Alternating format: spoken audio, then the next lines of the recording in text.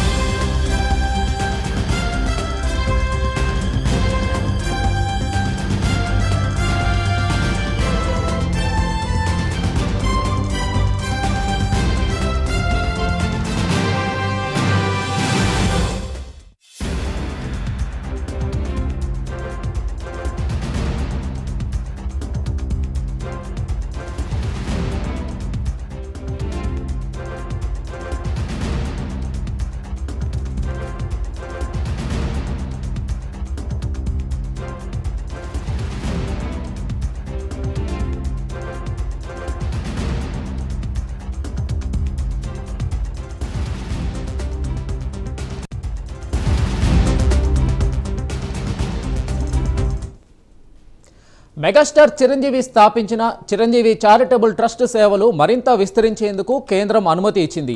విదేశాల నుంచి విరాళాలు స్వీకరించేందుకు వీలుగా విదేశీ విరాళాల నియంత్రణ చట్టం కింద కేంద్ర హోంశాఖ అనుమతులు మంజూరు చేసింది. ఇక ఈ ఆమోదంతో ట్రస్ట్ కార్యకలాపాలు మరింత పెరగనున్నాయి. దీనిపై పూర్తి అప్డేట్ మా నేషనల్ బ్యూరో చీఫ్ కళ అందిస్తారు. కళ, చెప్పండి, ఇన్ని సంవత్సరాలలో విదేశీ ఫండ్స్ గురించి ఎప్పుడు అడగలేదా? ఇప్పుడు ఈ రీజన్, దీనికి కారణం ఏంటి?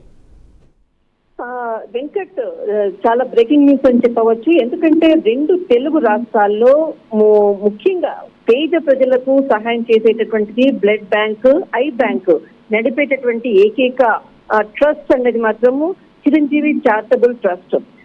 దాదాపు పేదవాళ్ళకి కూడా ఎక్కడ ఏ మారుమూల గ్రామంలో ఉన్నా కానీ, ఏ మారుమూల ఉన్నటువంటి ప్రజలకు మాత్రము చారిటబుల్ ట్రస్ట్ నుంచి మనం తర్వాత ఈ విధంగా డొనేట్ చేసేటువంటి క్యాంప్స్ ని కూడా ఏర్పాటు చేసి అందరికి అందుబాటులో వచ్చి తీసుకొని వెళ్ళినటువంటి ట్రస్ట్ చిరంజీవి చారిటబుల్ ట్రస్ట్.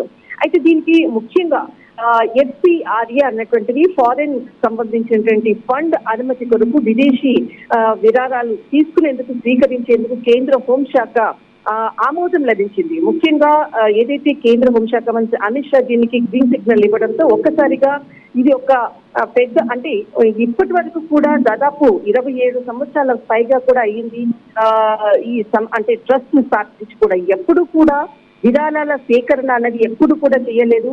దాదాపు 85% వరకు కూడా పేదవాళ్ళకి ఎప్పుడు బ్లడ్ బ్యాంక్ అని, బ్లడ్ డొనేషన్ క్యాంప్స్ ని ఏర్పాటు చేసి ఫ్రీగా సర్వీస్ చేసినటువంటిది, ఎవరితో కూడా ఫండింగ్ తీసుకోకుండా సొంతంగా దీనిని ఏర్పాటు చేసి 1998లో చిరంజీవి గారు స్థాపించడము. అప్పటి నుంచి కూడా ఫ్రీ క్యాంప్స్ తోటి కూడా పేదవాళ్లకు దగ్గరగా వెళ్లి వారికి సేవలు అందిస్తున్నటువంటిది. దానికి గుర్తింపుగా కూడా గౌరవప్రదమైనటువంటి అవార్డ్స్ కూడా లభించాయి. కానీ ఎన్నడూ కూడా ఇన్ని సంవత్సరాలైనా ఒక విదేశీ ఫండ్ ను కూడా తీసుకోకుండా నడిపినటువంటి ఏకైక ట్రస్ట్ అని కూడా చెప్పవచ్చు ఇక్కడ ముఖ్యంగా. కానీ ఒక్కసారిగా FCRA ఫండ్స్, అంటే విదేశీకి సంబంధించినటువంటి ఫండ్స్ కొరకు దరఖాస్తు చేయడంతో మొత్తం మీద గ్రీన్ సిగ్నల్ లభించింది. దీనితో అంటే ఇరు రాష్ట్రాలే కాకుండా దేశవ్యాప్తంగా కూడా గతంలో మనము ఇంటర్వ్యూ చేసిన సందర్భంలో కూడా డాక్టర్ మాధవి గారు కూడా చెప్పినటువంటి సందర్భము, ఎక్కడ దీనిని ఇంకా విస్తరించాలి అన్నటువంటిది, CCTకి సంబంధించినది సేవలు అందించాలి అన్నటువంటిది కూడా మనం ఇంటర్వ్యూస్ లో కూడా మనం గ్రౌండ్ రిపోర్ట్ లో కూడా తీసాం. అయితే ఇలాంటి సేవల కొరకు ఎప్పుడైతే చిరంజీవి గారు స్థాపించినటువంటిది, తర్వాత కుమారుడు రామ్ చరణ్ గారు దాదాపు ఇక్కడ మనకు 2021లో కూడా ఒక ట్వీట్ చేసేసి దానికి సంబంధించినటువంటిది కూడా ప్రారంభించినటువంటిది. అంటే ఇక్కడ ముఖ్యంగా కుటుంబ సభ్యులందరూ కూడా వారికి సంబంధించినటువంటి నిధులు ఈ సంవత్సరాలుగా దీంట్లో పెట్టడం జరిగింది. ఎప్పుడు కూడా విదేశీకి సంబంధించినటువంటి ఏదైతే విరాళాలకు మాత్రం ఎప్పుడు కూడా ఎవరిని అడగలేదు ఈ ట్రస్ట్ కి సంబంధించినంత వరకు. కానీ ఇప్పుడు FCRA సంబంధించినటువంటి ఫండ్స్ కొరకు మాత్రము కేంద్ర ఆమోద ముద్ర తెలపడం అనేది మాత్రం ఇక్కడ ఒక బ్రేకింగ్ అని చెప్పవచ్చు. దాదాపు 1998 అక్టోబర్ 2న ప్రారంభించినటువంటి చిరంజీవి చారిటబుల్ ట్రస్ట్ అప్పటి నుంచి కూడా నిరంతరాయంగా సేవలు అందిస్తూనే ఉన్నారు. ఇక్కడ ఈ రోజు మాత్రము దీనికి సంబంధించినటువంటిది నిన్న ఇక్కడ కేంద్ర హోంశాఖ మంత్రి ఇచ్చినటువంటి ఉత్తర్వులతో ఒకసారిగా కూడా దీనికి సంబంధించినటువంటిది ఒక బిగ్ న్యూస్ అని చెప్పవచ్చు. మరింత పేదలకు దగ్గరగా వెళ్తుంది చారిటబుల్ ట్రస్ట్ అన్నది కూడా. రెండు తెలుగు రాష్ట్రాలకు అనుకోకుండా దేశవ్యాప్తంగా కూడా విస్తరించేటటువంటి అవకాశాలు కూడా మెండుగా ఉన్నాయని చెప్పవచ్చు. వెంకట్. రైట్ కళ, థ్యాంక్ యూ.